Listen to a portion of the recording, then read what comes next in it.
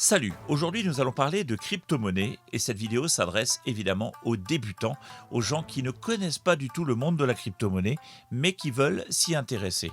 Je vais donc vous faire cette petite vidéo pour vous expliquer ce qu'est une crypto-monnaie et surtout quelle est la différence entre une crypto-monnaie et une monnaie fiduciaire classique, nous ici évidemment l'euro. J'espère que vous allez comprendre la structure, le mécanisme de la crypto-monnaie. Et puis, avant toute chose, je tiens à vous dire que cette vidéo n'a absolument pas pour but de vous faire investir dans la crypto-monnaie. Si vous souhaitez le faire, vous devez vous renseigner et évidemment faire appel à des professionnels qui vont vous donner toutes les informations. Les crypto-actifs comme la crypto-monnaie sont à manipuler avec beaucoup de précautions car ils sont très spéculatifs.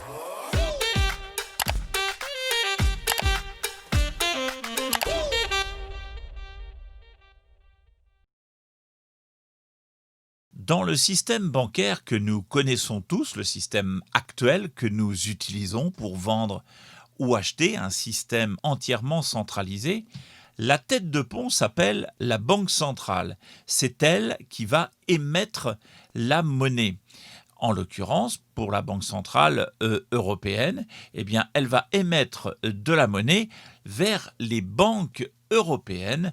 Et ce sont évidemment ces banques qui vont permettre aux particuliers, aux professionnels, à nous tous, de pouvoir utiliser cet argent à travers des moyens de paiement différents. Aujourd'hui, évidemment, toujours les billets, les pièces, les cartes bancaires et également les virements bancaires.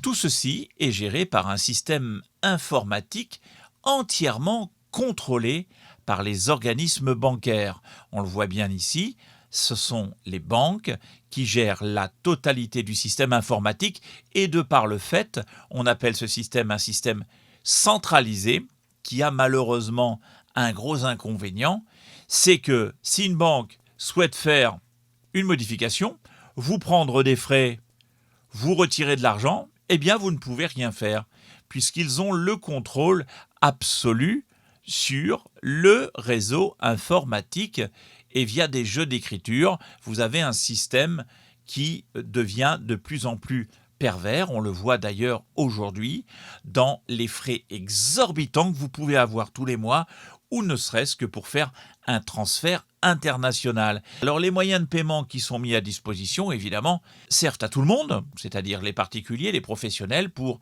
acheter des biens, vendre des biens, des services, etc.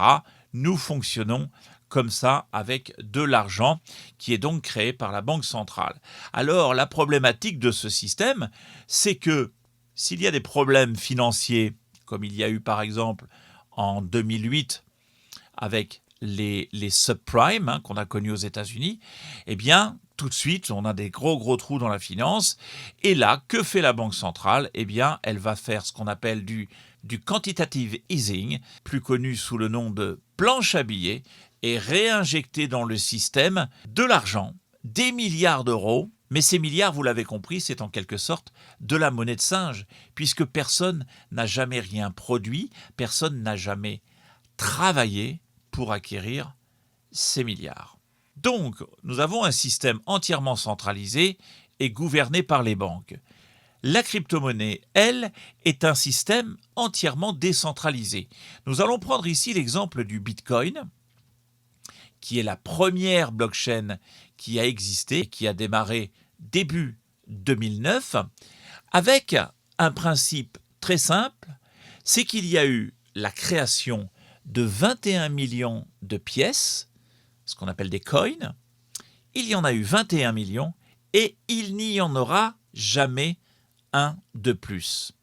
C'est bien là la grosse différence entre un système bancaire centralisé et un système de crypto-monnaie. La blockchain, elle, depuis son bloc initial, le premier bloc de la blockchain, qu'on appelle le bloc Genesis, il a été écrit concernant le Bitcoin qu'il y aurait 21 millions de Bitcoin et il n'y en aurait pas un de plus. Ça veut dire qu'à terme, dans quelques années, il n'y aura plus aucun autre Bitcoin qui sera créé. Actuellement, il y en a environ 18 ou 19 millions en circulation. Les autres sont générés au fur et à mesure du minage qui vient valider les blocs. On en parlera dans une autre vidéo. Il n'y a donc que 21 millions de coins sur cette blockchain, donc le Bitcoin. L'avantage également de ce système, c'est qu'il n'y a pas de gouvernance comme pour la banque. En réalité, il y en a une, mais elle se fait via des ordinateurs qui sont tous interconnectés les uns aux autres. Lorsqu'il y a une transaction d'effectuer, Paul envoie à Sophie un Bitcoin. Tous les ordinateurs du réseau vérifient la transaction et stockent la transaction. Cela veut dire que personne ne peut venir ensuite falsifier, parce qu'elle devrait, cette personne, non seulement falsifier une information, ce qui est déjà très difficile, car les informations stockées le sont à travers la cryptographie. Il faut donc décrypter, faire la modification, puis recrypter l'information et ensuite aller la distribuer à tous les autres ordinateurs. Ça prendrait des centaines d'années. C'est pour l'instant absolument impossible. Donc ce système est infalsifiable. Nous avons donc un réseau d'ordinateurs qui sont là pour valider toutes les transactions. Et comme il s'agit en réalité d'un registre, d'un livre tout simplement, d'une base de données, appelez-le comme vous voulez, eh bien tout ça est consultable et vous pouvez voir absolument toutes les transactions. Il y a donc une transparence totale qu'il n'y a pas évidemment avec un système bancaire classique. Donc ce système est entièrement sécurisé par son propre réseau informatique.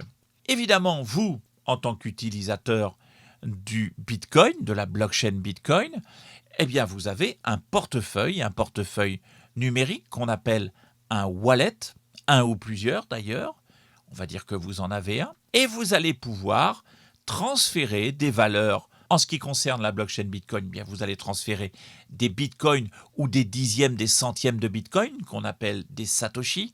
Vous allez pouvoir transférer à travers le réseau d'un wallet à l'autre pour payer un service ou payer un bien. Et dès que vous allez effectuer cette transaction, eh bien celle-ci va être vérifiée par une grande partie du réseau qui va valider cette transaction, qui va l'écrire dans la totalité des ordinateurs, tout ou partie d'ailleurs, car certains ordinateurs stockent la totalité du registre de la blockchain et d'autres ordinateurs n'en stockent qu'une partie. Mais en tout état de cause, il y aura assez d'ordinateurs, de serveurs qui auront stocké votre transaction et elle sera donc écrite et consultable par tout le monde. Évidemment, comme il s'agit d'une adresse de wallet cryptographiée, on ne saura pas qu'il s'agit de vous. Vous le saurez vous, puisque vous connaissez votre adresse et évidemment, la personne avec qui vous avez fait cette transaction connaîtra également votre adresse et la sienne. Voilà donc les deux grandes différences entre le système bancaire classique et la crypto-monnaie.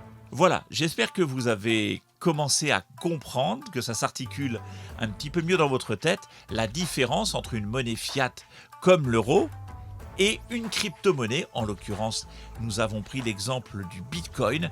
Comment fonctionne une crypto-monnaie à travers ce réseau informatique, ce réseau de serveurs, d'ordinateurs disséminés un petit peu partout sur la planète. Dans une prochaine vidéo, on parlera justement de la blockchain, comment ça fonctionne et à quoi ça sert, car la blockchain n'est pas seulement utilisée pour la crypto-monnaie, mais peut aussi stocker bien d'autres choses. Merci à tous d'avoir regardé cette vidéo et je vous dis à bientôt.